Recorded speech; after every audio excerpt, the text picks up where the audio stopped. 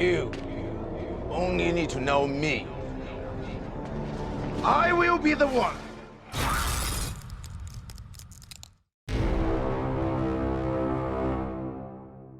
So if you haven't read chapter 1009 yet, I suggest you do before we get into the video, but one of the big topics people are talking about in the community right now, aside from how strong is or the amazing feats of Zoro post time skip, is Haki. Is it better to have Haki than a devil fruit?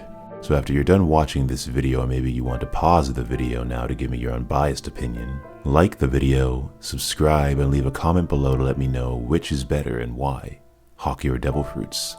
Honestly, great arguments can be made in either case, and I'll be sure to let you know how I feel about each ability in Oda's unorthodox power system at the end.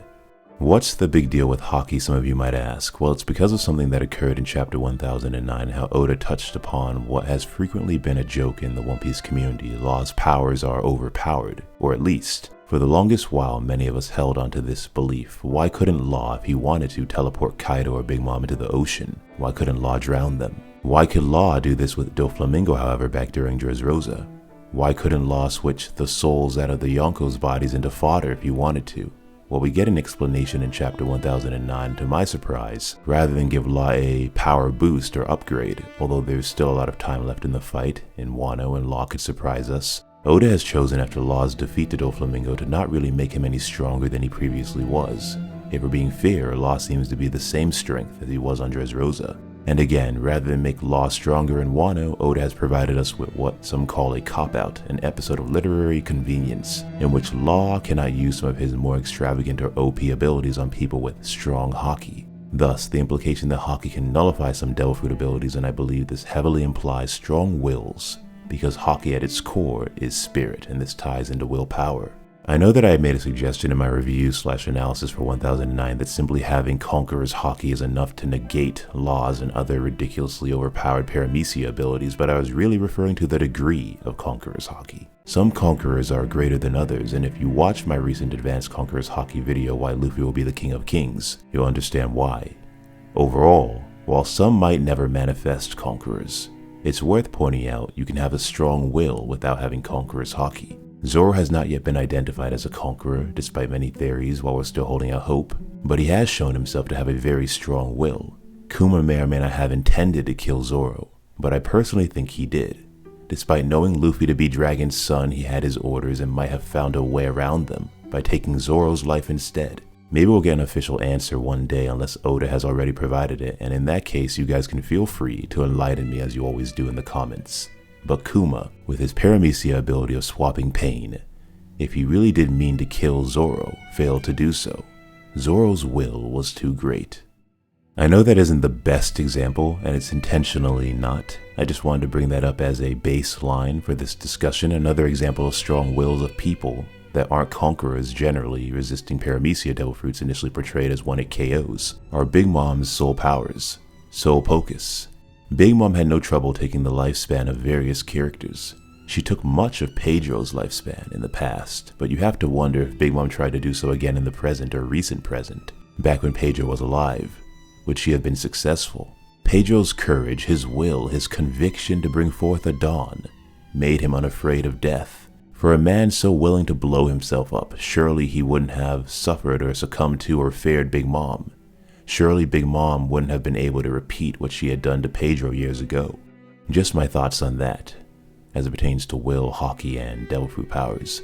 As for Jinbei, his iconic moment during Whole Cake Island was also resisting Big Mom's Soul Pocus, telling her there's no way a man that intends to join the crew of the future Pirate King would ever cower at a mere Yonko, that he too was unafraid to die in support of Luffy's dream. I think people often misunderstand what Haki is. It isn't just armament, observation, or conquerors. These things reflect conceptualizations as to what is meant to be a mighty warrior, a suit of armor to defend from any blow or sword that crushes any shield. Well, before I continue with my own characterization of these abilities, maybe it's better if I let the anime do so with some words or wise words from Dr. Herluke. There was an amazing scene during the Drum Kingdom arc. Oda directly alludes to all three forms of Haki when Chopper asks, "What are pirates?" The response? A pirate.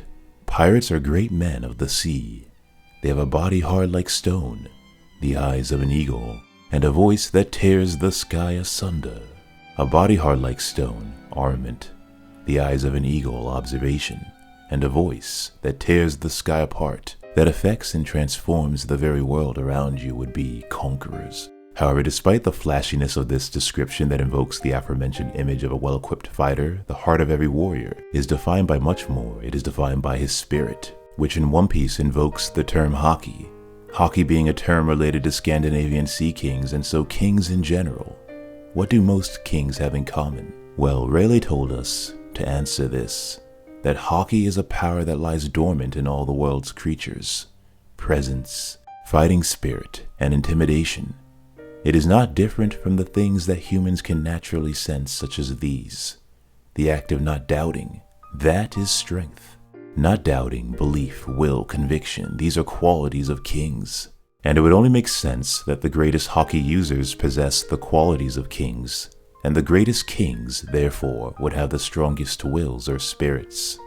It's important, I think, to consider how Herluke doesn't mention devil fruits when talking about what it means to be a pirate. He alludes to Haki only. It's important to go even farther back in time to the words of Shanks when talking about devil fruits as well. How a real pirate has to be able to swim, and with that correlation we can assume in Shanks' view, how can a devil fruit user ever consider themselves a real pirate?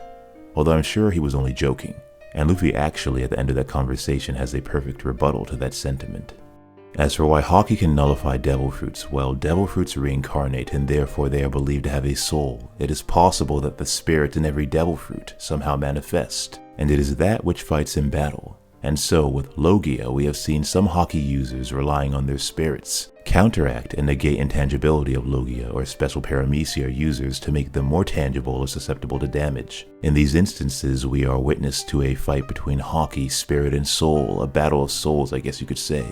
So one example I brought up in the most recent video was Doflamingo. At some point during their fight on the bridge, Law used his Ope Ope no Mi to switch the position of some rubble with Dofi. What's important here is Dofi is a conqueror. He definitely has a strong will. And so it stands that Doflamingo's Haki or spirit, while stronger than Law's, was not so strong as to fully counter all of Law's abilities. However, Doflamingo was able to counter other techniques that would personally cause him damage, such as being cut. And there is a suggestion during Law's fight with Virgo that Law's abilities won't work if the Haki of the opponent is stronger. So basically, it's a somewhat nuanced discussion. I think the same thing would apply to Sugar, who turned a conqueror like Don Shinjao into a toy along with the other fodder. I find it hard to believe Sugar could do the same to any of the Yonko, if given the opportunity. There's also the case of Suru, who can wash people. I don't think she's putting anyone stronger than herself into a laundry machine. Okay, before we get specifically into which is better, Haki or devil fruits, I just want to say or advocate for devil fruits a little. From Paramecia to Zoans to Logia, the Admirals are the best example of extremely powerful devil fruit users. It is however important to point out they don't just rely on their devil fruit powers. They are proficient in Haki as well. Some are also swordsmen. Some turn their devil fruits into swords. But what stands out is their devil fruit mastery, as well as the destructive capacity of their powers. Kizaru can kick you with the nerfed speed and force of a light speed kick. I think someone told me once if he did this without literary restraint, it would destroy the planet, or a large part of it.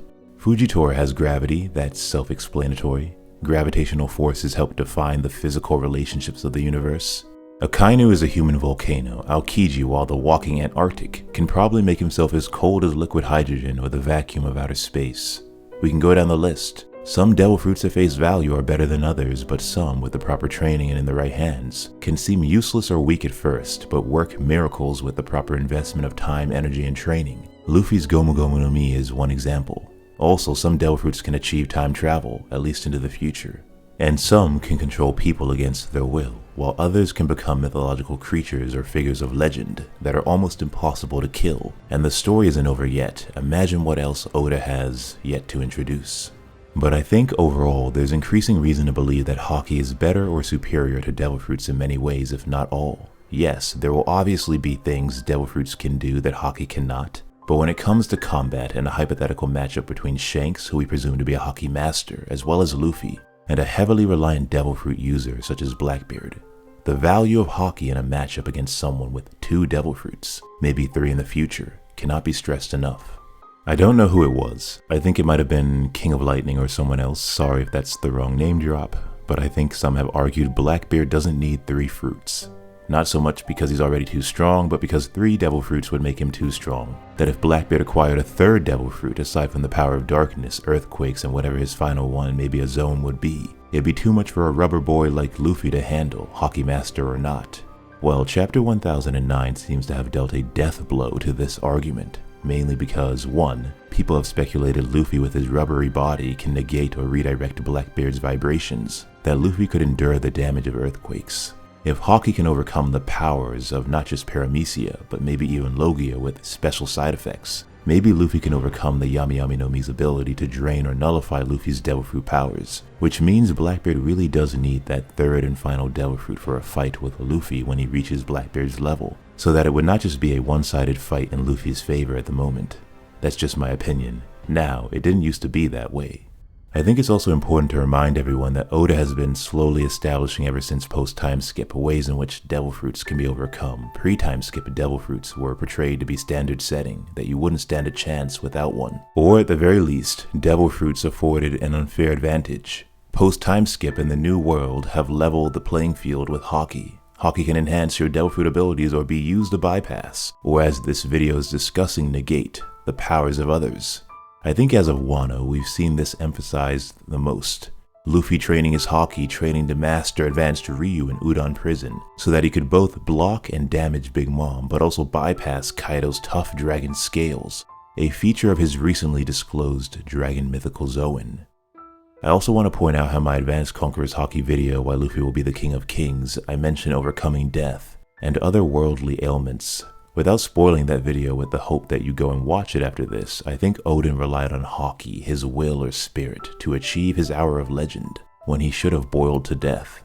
I can imagine Aokiji trying to freeze Luffy in the future and failing because of Luffy's great will. I can imagine all these things and more for someone like Shanks, who probably has some of the best observation and armament Haki and no doubt the strongest Conqueror's Haki in the series. Mihawk has been hinted at having the best observation, but that still remains to be seen. Kaido and Big Mom definitely have strong Haki as well, but they seem to have put more stock into their Devil Fruit abilities. Neither has gone all out yet, so we can't really say either way. Seeing Kaido use this technique called Ragnarok last chapter, or whatever it's actually called in the Viz, that's probably Kaido's strongest attack so far, an upgrade from Thunder Bagua, and the fight is still only just getting started.